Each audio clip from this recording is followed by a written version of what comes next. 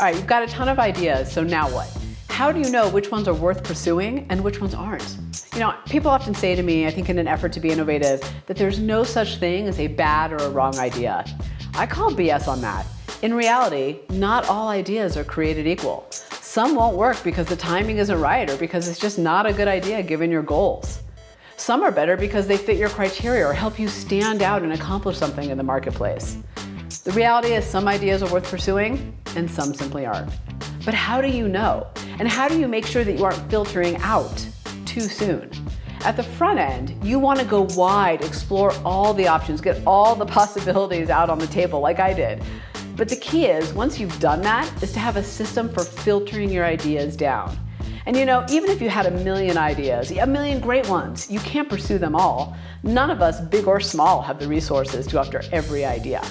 So what you need is a smart filtering tool that helps you move the right ideas forward and shelve the wrong ideas. Now, notice I didn't say throw away. An idea may not deserve attention now, but in 6 months, it might be worth your efforts. And we want to move forward with the ideas that are the best ones to solve our challenges and pursue our opportunities now. So I've created a very simple filtering tool that can be done solo and also works great with teams. I've done this several times with leading companies with great success. It's called the stoplight method, green, yellow, red. I'm going to walk you through the whole process with some ideation that I've been working on around some marketing tactics for our proprietary assessment, the Innovation Quotient Edge. It's the only tool that tells you your unique innovator archetype so that you can be innovative on demand. And I need to implement some new marketing tactics to keep the awareness and the momentum going. Now, I've already gone through the initial ideation phase here of coming up with the ideas. That's what all this is. So that's the part where there were no filters, no judging, no analysis, just a total dump of every idea I could possibly think of. Each sticky note has one idea on it. Now, if you're doing this with a team, I suggest having everyone do their own sticky notes silently and then put them all on the wall side by side. You'll have some repeats, but that can actually be a good thing. Now, for the stoplight method, the first step before we go to the wall is to create the filter. What 4 to 5 elements do my ideas have to include to get into that green now bucket? Now, this is important because it helps you keep decision-making objective. I don't know about you, but sometimes I get kind of overly attached to ideas, kind of emotional about them, so I created a filter that forced me to be objective and strategic.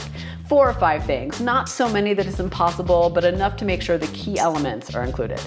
Now for this exercise of finding the right marketing mix, my filter included, number 1, it has to be sustainable, something we can continue to do to implement over time. Number 2, it has to be a 1 to 1,000 idea, meaning for every one piece of effort, 1,000 people open up to us, 1,000 doors. It has to have high reach. For number 3, it had to be quick to implement. We have to have the technology, the resources, the people to do it now. I didn't want something we were going to wait on. Number 4, not everyone is doing it. Those things that are overly saturated in the marketplace, people are just tuning out for ebooks, webinars, etc. So we didn't want something that added to the noise. And the last one here is 3 ideas. I'm looking for 3 ideas in my green now bucket. No more, no less. Any more, and my team will be stretched too thin. Now that I have my filter, I can figure out which ideas are green, which ones are yellow, and which ones are red.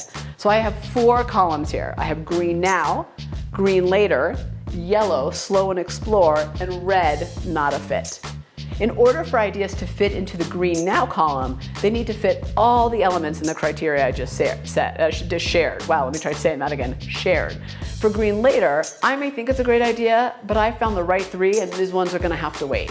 For yellow, slow and explore, maybe me and the team think it's a great idea, but it needs more research or information for it to be viable. And for red, it's a no. It's just not a fit right now. Maybe it doesn't match our customer, our branding. We'll never be able to accomplish it.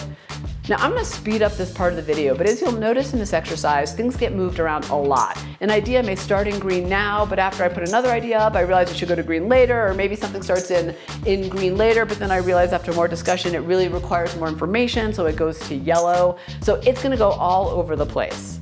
Okay, are you ready? Here we go.